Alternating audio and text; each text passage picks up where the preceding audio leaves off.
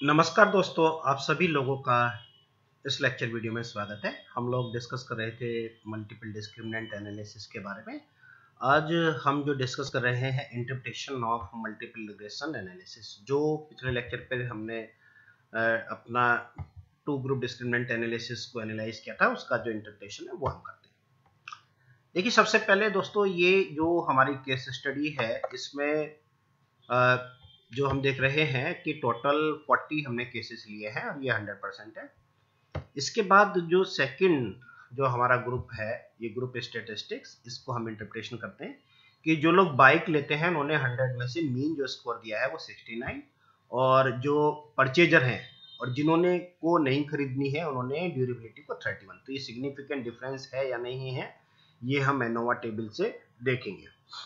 दूसरी बात है ये परफॉर्मेंस ऑफ बाइक, 67 मीन है इनका और इनका है वुड नॉट परचेज का 45। तो ये डिफरेंस ये भी दिखाई दे रहा है हमें। तीसरा है लुकिंग फॉर बाइक, 39 और 40। तो ये ज्यादा हमें स्टैटिस्टिकली सिग्निफिकेंट नहीं दिख रहा। अब है या नहीं है ये तो हमें पी वैल्यू बताएगी कि ये डिफरेंस है या नहीं है।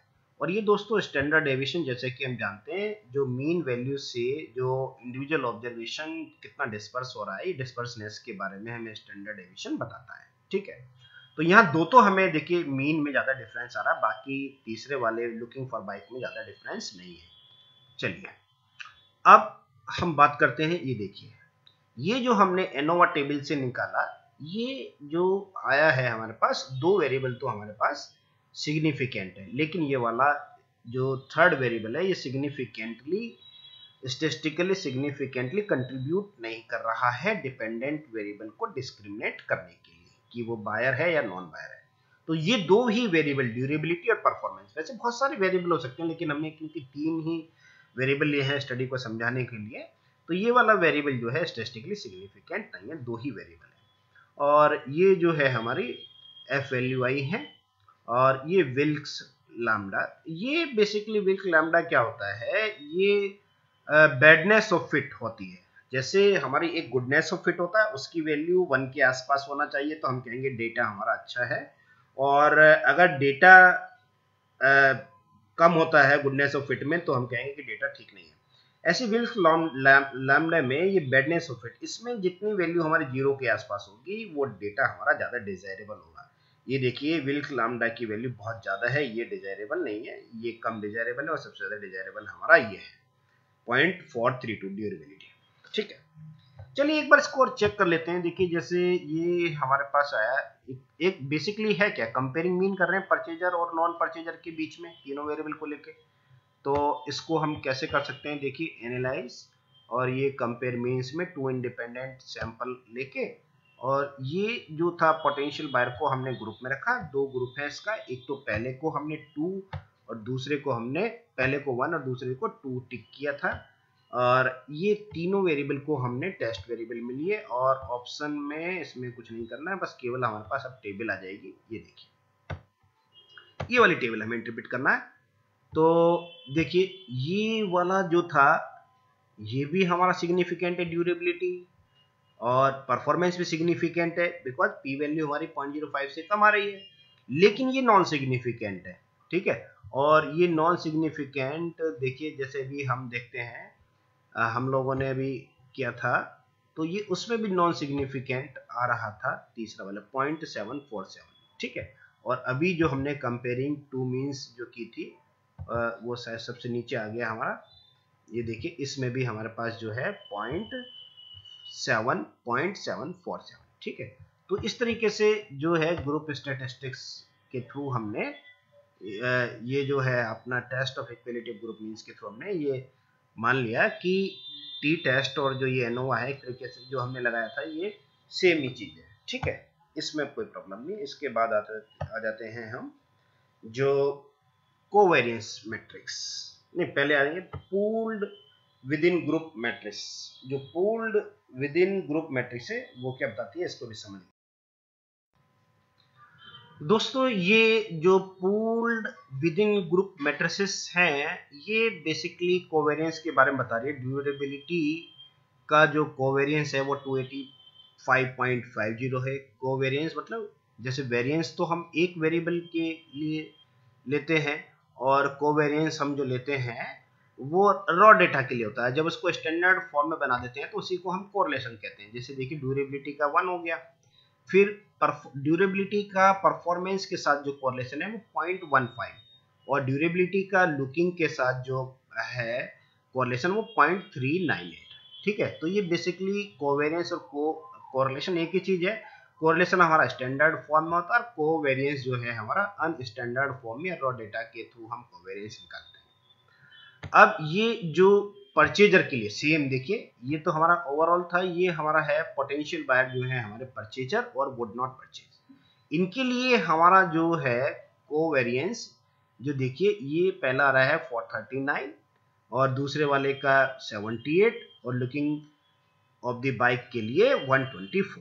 इसी तरीके से ये हमारा देखिए तीनों जो है, चाहे हम इस तरीके सिमेट्रिक मैट्रिक्स है, ये तीनों का रिजल्ट हमारा इस तरीके से पढ़ सकते हैं, या हम हॉरिजॉन्टली या वर्टिकली पढ़ सकते हैं। ऐसे ये वुड नॉट परचेज है, उनका जो रिजल्ट आ रहा है कोवेरियंस का स्कोर है वो ये है। ठीक है, अब आते हैं बॉक्स एंड प्लॉट जो हमने पिछली बार बात की थी। ये जो है इसका एजम्पशंस है कोवेरियंस वेरियंस मैट्रिसेस जो है हमारी वो नॉन सिग्निफिकेंट होनी चाहिए। तो ये जो पी वैल्यू है हमारी ये 0.05 से ज्यादा है तो हम कहेंगे कि ये नॉन सिग्निफिकेंट है, जो कि डिजायरेबल है। ठीक है, अब देखिए इसके बाद जो है वेरिएबल एंटर्ड, जो हमने पहला जो सबसे ज्यादा जो वेटेज हमें दिख रहा है वो है ड्यूरेबिलिटी का, सेकंड नंबर पे लुकिंग का, और तीसरी जो है हमारा यहाँ पर परफॉर्मेंस। ठीक है, तो जबकि ये जो है हमारा जो हमने एंट्री की है पहले वाले केस में हम देखते हैं ये लुकिंग, तो ये हमारा नॉन सिग्निफिकेंट शो कर रहा है। ठीक है दोस्तों, अब इसमें जैसे हमने कहा था कि दो सिग्निफिकेंट आ रहे हैं और एक हमारा नॉन सिग्निफिकेंट जो लुकिंग वाला है वो हमने पहले चेक कर लिया। खैर, इसके बाद जो है ये जो वेरिएबल्स इन द एनालिसिस, पहला हमने जो लिया था वेरिएबल में इसमें ड्यूरेबिलिटी है, दूसरे वाले मॉडल में हमारे पास ड्यूरेबिलिटी और लुकिंग है, और तीसरे वाले में हमारे पास तीनों वेरिएबल्स हैं। ठीक है, और ये जो है इसके बाद जो पहला मॉडल है variable not in the analysis, ये वाले वेरिएबल नहीं है, और पहले वाले मॉडल देखिए तो ये तो जीरो स्टेप है, पहले वाले जो मॉडल होगा उसमें हमने उसको ड्यूरेबिलिटी को इंक्लूड नहीं किया और दूसरे वाले में परफॉर्मेंस को। अब दोस्तों ये जो है हमारा विल्क लैम्डा, ये हमने जैसे बताया कि ये हमारा जो है बैडनेस ऑफ फिट है। जब पहला जो हमने मॉडल लिया जिसमें केवल एक ही वेरिएबल है तब हमारी विल्क लैम्डा की वैल्यू 0.432 आया। जैसे जैसे हमने इंडिपेंडेंट वेरिएबल्स को मॉडल में इंक्लूड किया वैसे वैसे विल्क लैम्डा हमारा इंप्रूव होता चला गया, क्योंकि ये बैडनेस ऑफ फिट इंडेक्स है, इसकी वैल्यू जितनी जीरो के आसपास होगी उतना ज्यादा ये डिजायरेबल होगा। ठीक है, अब ये दोस्तों देखिए ये जो आइगन वैल्यू है हमारी ये आ रही है 1.961, ये हमेशा हमारा जो है आइगन वैल्यू 1 से ज्यादा होनी चाहिए। और ये है क्या आइगन वैल्यू का, देखिए जो फॉर्मूला है ये हम इसको यहाँ पर समझाने की कोशिश करते हैं। ये जो फॉर्मूला है आइगन वैल्यू का, ये है sum of square between groups upon sum of square within group. तो जो ये कह सकते हैं हम कि ये एक्सप्लेन्ड पार्ट है हमारा और ये अनएक्सप्लेन्ड पार्ट, या इसको एरर टर्म कह सकते हैं। और ये हमारा जैसे रिग्रेशन में हम बात करते थे, ये हमारा रिग्रेशन वाला पार्ट है। ठीक है ना, ये एक्सप्लेन्ड और जो अपॉन में लिखा हुआ है ये अनएक्सप्लेन्ड पार्ट है। तो ये हम चाहते हैं कि कम हो अनएक्सप्लेन्ड और एक्सप्लेन्ड हमारा ज्यादा हो।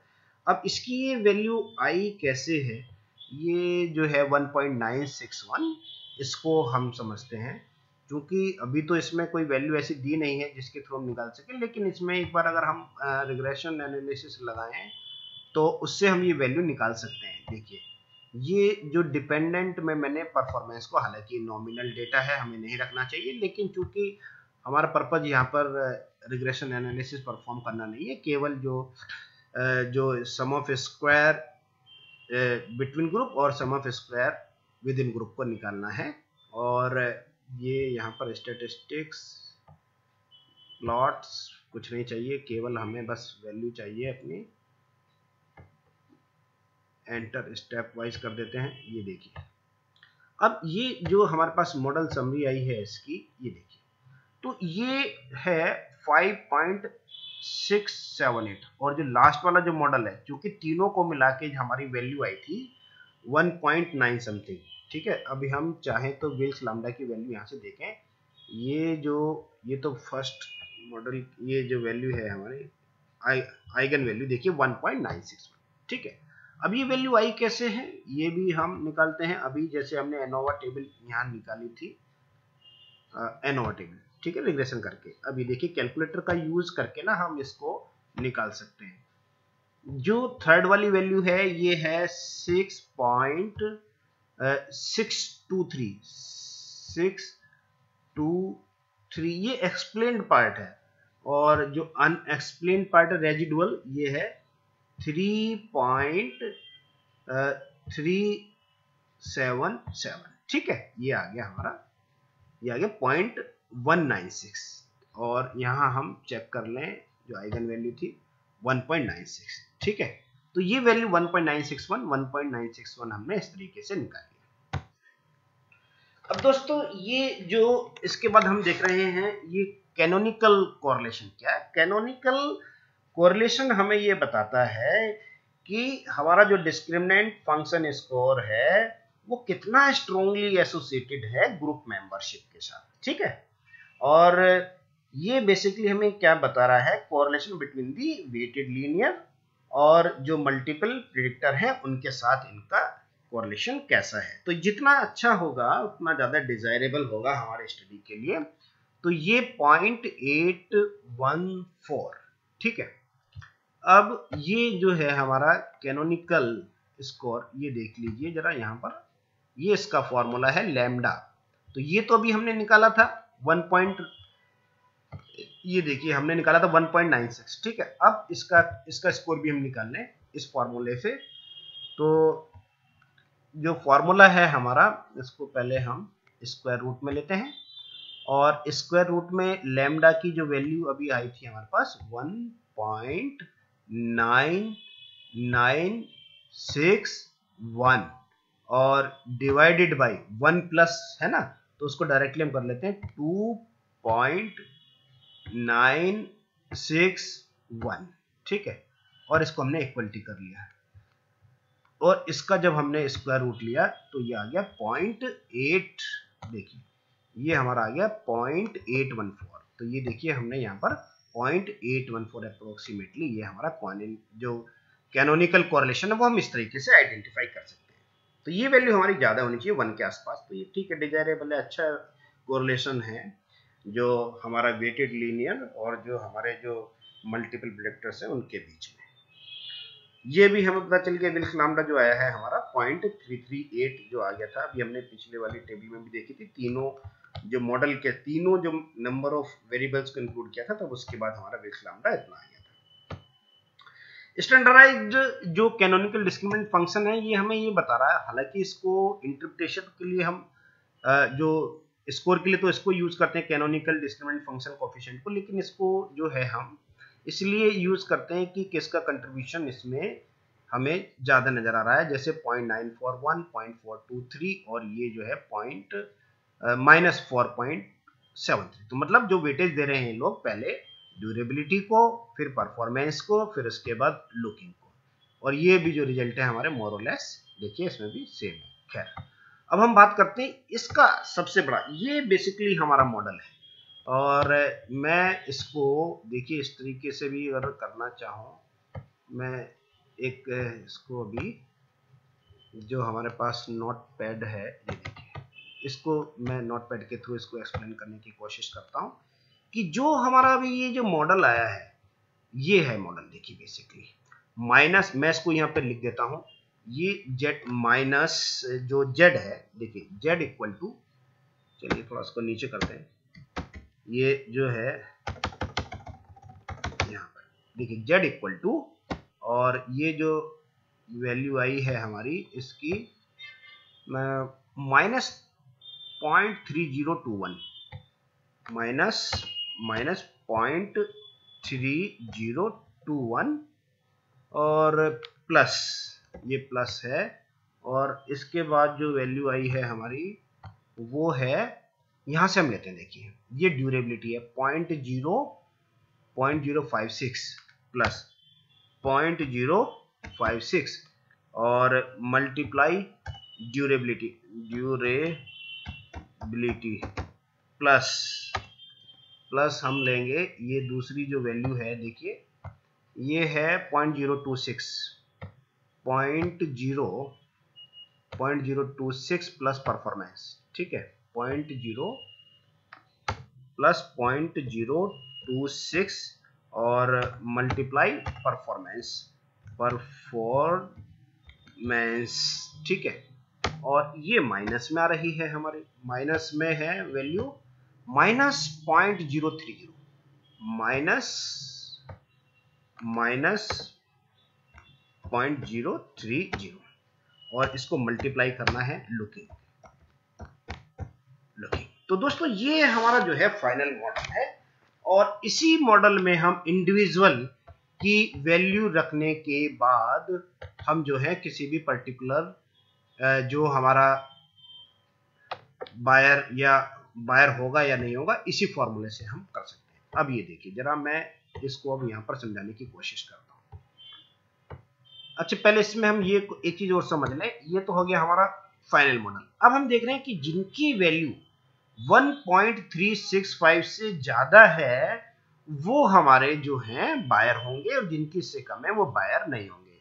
जैसे इसको हम देखिए इस तरीके से भी देख सकते हैं कि जैसे हमने जो ये बनाया है, ये है -1 पॉइंट, वैल्यू पढ़ लेते हैं फिर से, वैल्यू है -0.1365, ठीक है, 1365, ठीक, और इस तरीके से हमने इसको जैसे यहाँ पे 0 ले लिया, और फिर उसके बाद ये इसके बाद आ गई हमारी वैल्यू, मान लीजिए ये +1.365, ठीक है। तो कहने का मतलब है कि डिस्क्रिमिनेंट एनालिसिस में जिनकी वैल्यू इससे कम है, -1.36 से कम, जैसे -1.456 या -0.267, इससे कम है वो सारी वैल्यूज, तो वो सारे हमारे जो होंगे, वो हमारे जो होंगे बायर, वो उन्हें हम कहेंगे वुड नॉट परचेज। वो जो बायर है, पोटेंशियल बायर, वो प्रोडक्ट नहीं खरीदेंगे, और जिनकी वैल्यू 1.367 से ज्यादा रही है वो प्रोडक्ट हमारा खरीदेंगे, ठीक है। फाइनल मॉडल तो हमारा देखिए ये बन गया। अब इसके बाद एक दो टेबल और हैं, उनको और इंटरप्रेट कर लेते हैं हम। ये आ गया हमारे पास। इसके बाद जो है देखिए, ये है जो पीरियड प्रोबेबिलिटी है, ठीक है, 50-50% हमने लिया था, 20-20 का इसमें रेशियो था, तो इसमें कोई प्रॉब्लम नहीं है। अगर हम इसमें अलग अलग केसेस लेते हैं अनवेटेड, जैसे 20 और 30 होते, तो फिर इसमें पीरियड प्रोबेबिलिटी अलग हो जाती है हमारी। अब इसमें जो है देखिए, ये जो पोटेंशियल बायर, ठीक है, क्लासिफिकेशन फंक्शन जो है, ये ड्यूरेबिलिटी, ये फिशर लीनियर डिस्क्रिमिनेंट फंक्शन आया है हमारा, ये -15 point this plus this plus this plus this, ठीक है, और ये वुड नॉट परचेज के लिए है, उनके लिए। लेकिन जो हमने भी बात की थी कि जो मेन मॉडल हमारा जो होगा एक्सप्लेन करने के लिए, वो ये होगा कैनोनिकल डिस्क्रिमिनेंट फंक्शन। यही हमें बताएगा कि वो किस में जा रहा है, और कि परचेज कर रहा है प्रोडक्ट को या परचेज नहीं कर रहा है। इसके बाद देखिए ये स्टैटिस्टिक्स है, जैसे ये वाला केस बिल्कुल ठीक है, ये ठीक है। ये वाला देखिए यहाँ पर जो ये मिस क्लासिफिकेशन हो गया, मतलब इसको यहाँ पर 1 था एक्चुअल, प्रेडिक्टेड ग्रुप 1 होना चाहिए था, लेकिन ये वुड नॉट परचेज में। तो ये जो चीजें हैं, जैसे कुछ बायर्स हमारे ऐसे होते हैं जो प्रोडक्ट की वैल्यू, ड्यूरेबिलिटी, परफॉर्मेंस के लिए हाई दे रहे हैं, लेकिन वो अल्टीमेटली नहीं खरीदते हैं। इसका मतलब है कि वो कोई और दूसरे भी इंडिपेंडेंट वेरिएबल्स हैं जो उन्हें इन्फ्लुएंस करते हैं इस प्रोडक्ट को खरीदने के लिए। तो इस तरीके के केस में वो मिसक्लासिफाई हो जाते हैं, ठीक है। मतलब उनको ड्यूरेबिलिटी पसंद है, परफॉर्मेंस पसंद है, लुकिंग भी पसंद है, लेकिन हो सकता है प्राइस ना हो, पैसा ना हो उनके पास, तो इसलिए वो नहीं खरीद रहे। ये चीजें पसंद है, उसमें फेवरेबल है, लेकिन उनके पास पैसा ना हो, तो ऐसे वो वाले अभी और भी इंडिपेंडेंट वेरिएबल हो सकते हैं जो हमारे बायर को इन्फ्लुएंस कर सकते हैं। ये 3 वेरिएबल के अलावा और भी वेरिएबल हो सकते हैं, तो उस वजह से हमारा मिस क्लासिफिकेशन स्कोर आता है। ठीक है, अब ये जो है हमारे पास, हम बात करते हैं मिस क्लासिफिकेशन की। और फिर प्लस ये जो डिस्क्रिमिनेंट स्कोर आया, देखिए ये हमारा इस तरीके से स्कोर आया, और ये मिस क्लासीफाई, मतलब 2 लोग परचेज, जो 20 थे परचेजर थे, लेकिन उनमें से 18 ने परचेज किया, 2 ने नहीं किया। जैसे हमने बताया, उन्होंने परफॉर्मेंस भी अच्छा रेट किया, ड्यूरेबिलिटी भी अच्छा रेट किया, लेकिन हो सकता है उनकी इकोनॉमिक कंडीशन ऐसी ना हो कि वो ना खरीद पाए, तो इस तरह के ये मिस क्लासीफाई हो गया। इसमें परचेज किया है 19 ने और 10 ने परसेंट, मतलब वही हो गया, वुड नॉट परचेज में 2 और 18। तो कहने का मतलब है ये जो क्लासिफिकेशन मैट्रिक्स है हमारा, ये 90% क्लासिफिकेशन हमारा सही करता है। कई बार ये कम भी हो जाता है, 60% भी हो सकता है, 65%, 75% भी क्लासिफाई कर सकता है, तो ये डेटा के ऊपर डिपेंड करेगा। ठीक है, अब ये जो डिस्क्रिमिनेंट स्कोर आया है हमारा, ये देखिए ये सबकी वैल्यू अलग अलग है। ये हमने वैल्यू सेव भी कर ली थी, और सेव करने के बाद जो है ये वैल्यू देखिए यहाँ पर आ गया। ठीक है, ये हमारे पास जो है 20। ठीक है, अब इसमें जो हमारे पास सेंट्रोइड की हम बात कर रहे हैं, ये जो एक ये जो ग्रुप सेंट्रोइड है, ये आया है हमारा जो परचेज ग्रुप वाला जो है परचेजर के लिए, ये जो ग्रुप सेंट्रोइड आया ना 1.365, ये कैसा है, ये बेसिकली जो डिस्क्रिमिनेंट स्कोर का मीन से आया है। ये देखिए ये हमारे पास था ना, ये वाला जो डिस्क्रिमिनेंट फंक्शन की वैल्यू है, जो हमारे 20 बायर्स हैं। ठीक है, इनका जो मीन होगा वो हमारा 1.367। ठीक है, इसको हम एक्सेल में करते हैं। दोस्तों वो जो हमारा डेटा था उसको हम कॉपी कर लेते हैं, ये वाला डेटा डिस्क्रिमिनेंट स्कोर का, और कॉपी करने के बाद हमने इसका जो सेंट्रोइड है, ग्रुप सेंट्रोइड, वो हम निकाल लेते हैं जो परचेजर है। इनको हमने पेस्ट किया, पेस्ट करने के बाद देखिए हमारे पास जो है, अब इसका हम निकाल लेते हैं एवरेज। ये आ गया हमारे पास, ये एक मिनट सेलेक्ट कर लेते हैं पहले इनको सबको, एक मिनट, ये सिलेक्ट करके हमारे पास जो एवरेज आ गया, ये इस तरीके से 1.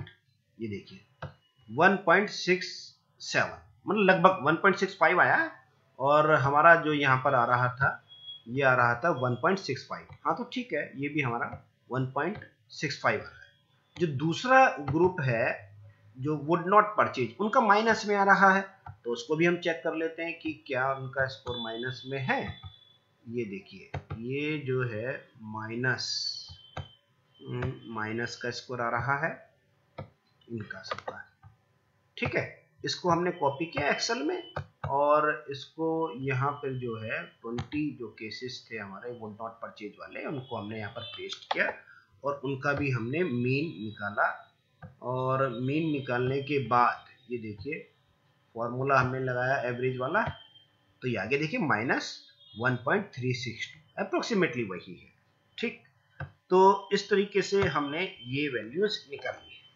अब दोस्तों जैसे मैंने बताया कि हमारा जो मेन फॉर्मूला है, ये वाला फॉर्मूला, ठीक है ना, इसमें हम किसी की भी वैल्यू रखेंगे तो हम जो है उसका स्कोर बता सकते हैं कि वो मतलब परचेज करेगा या परचेज प्रोडक्ट नहीं करेगा, ये जो वैल्यू है। अब ये देखिए, मतलब ये जो फॉर्मूले में हमने वैल्यू पुट की है, ये उसकी वजह से आई है। जैसे मैं यहाँ पर एक केस, ये 1.6038 कैसे आया, इसको भी मैं निकालूंगा। देखिए ये कंप्यूट वेरिएबल, और इसमें मैं लिख देता हूँ सम। ठीक है, ऐसे ही हमने लिख दिया, ये सम हो गया, और कॉपी किया हमने इसको। कॉपी करने के बाद देखिए ये हमने यहाँ पर लेबल में पेस्ट किया। पेस्ट करने के बाद कंटिन्यू किया, और यहाँ पर हमने ऑल, और यहाँ से सम को हमने लिया, सम सम आ गया, ये देखिए, ठीक है। इस सम को हमने ऊपर लिया, और जो मैं बात कर रहा था कि ये जो फॉर्मूला है बेसिकली हमारा, वो फॉर्मूला क्या है, ये है, अरे सॉरी, चलिए इस फॉर्मूले को हम लिख लेते हैं। ये जो हमने नोट पैड से लिया था, पहला तो है हमारे पास, ये देखिए, ये सॉरी, ये माइनस ये दिस, ठीक है। अगर ये पूरा आ जाता है तो इसको देख लेते हैं, यहाँ पर, यहाँ से कॉपी करके इसको कॉपी, सॉरी, ये कॉपी करके इसको हम लोग जो है स्पेसेस में ले जाएंगे, और यहाँ पर इसको हमने पेस्ट किया, पेस्ट करके ये इस तरीके से आ गया। चलिए, चूंकि ड्यूरेबिलिटी हो सकता है हमारा जो है ये अलग उसमें लेगा, इसकी जो लैंग्वेज होगी अलग होगी, तो इसको इसी की लैंग्वेज में हमें यहाँ पर डेटा को एंट्री करनी होगी। देखिए ये हम, ठीक है, ये तो है मल्टीप्लाई, तो ये मल्टीप्लाई हम यहाँ से लेंगे, और पहला वाला था ड्यूरेबिलिटी के लिए, तो ड्यूरेबिलिटी हमने इधर ले लिया। फिर दूसरे वाले को हम मल्टीप्लाई करेंगे, परफॉर्मेंस को हमने इधर ले लिया। फिर तीसरे वाले को, ये माइनस 2 बार आ रहा है तो उसको 1 बार करेंगे हम लोग, ठीक है। और ये जो है हमारा लुकिंग, मल्टीप्लाई लुकिंग को करेंगे, तो ये हमारे पास ये आ गया, ठीक है। अब जो सारा स्कोर है हमारे पास सबका आ जाएगा। कंटिन्यू करेंगे हम, कंटिन्यू करने के बाद जो है स्कोर, अरे गलत हो गया दोस्तों, ये तो वैल्यू गलत आ गई हमारी, मुझे लग रहा कहीं गलती हो गई, माइनर मिस्टेक, इसको हम पहचानते हैं। देखिए, ओह, ये जो था हमारा मेन मॉडल -3.021, ठीक है। ये हमने देखिए यहाँ पे कॉपी किया था ना, तो ये हमारा 0.30 लिख लिया हमने, जबकि ये 3 पॉइंट्स है ना, ये, ठीक है। चलिए, ये इसको हम फिर से एक बार कर लेते हैं चेक, जो माइनर मिस्टेक हो गई थी हमारे पास। ट्रांसफॉर्म कंप्यूट वेरिएबल, ये देखिए हमने इसको फिर से करेक्ट कर लिया। ये पहले हमारे पास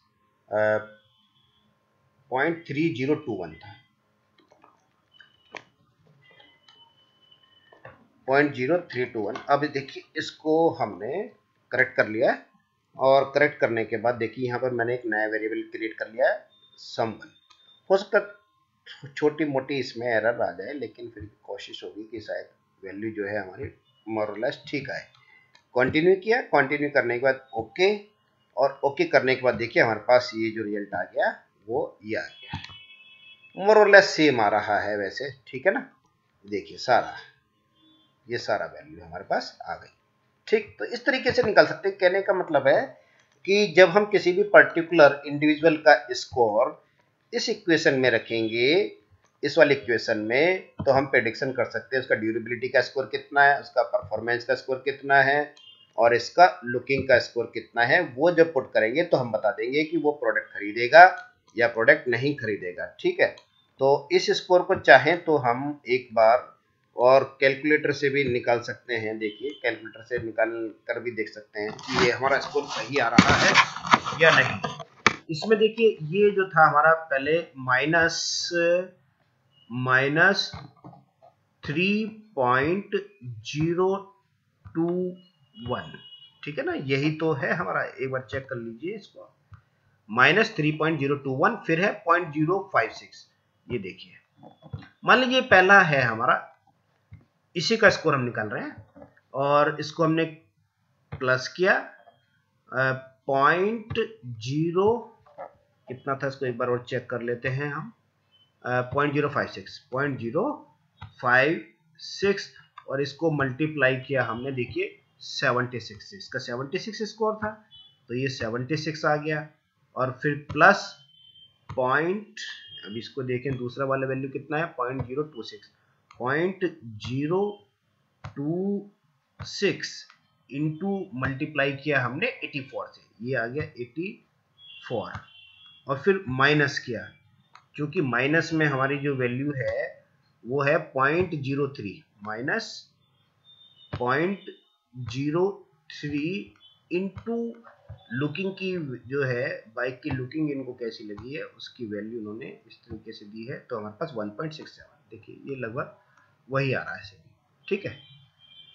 तो ये जो है दोस्तों इस तरीके से हम किसी की भी प्रिडिक्शन कर सकते हैं। अगर हमारे पास ड्यूरेबिलिटी का स्कोर होगा, परफॉर्मेंस का स्कोर होगा, लुकिंग का होगा, तब हम अपने जो पोटेंशियल बायर्स है उसको हम समझ सकते हैं कि वो प्रोडक्ट खरीदेगा या नहीं खरीदेगा। जो परचेजर होंगे उनकी 1.365 से ज़्यादा वैल्यू होगी, देखिए। और यहाँ पर हमारे पास जो आ गया ये जो है, ठीक है। और जो हमारे बायर नहीं है -1 पॉइंट, ये देखिए सारे -1.36 से जितनी भी वैल्यू हमारी कम आएंगी वो हमारे नॉन बायर होंगे, ये देखिए यहाँ तक, ठीक है। थैंक यू वेरी मच दोस्तों।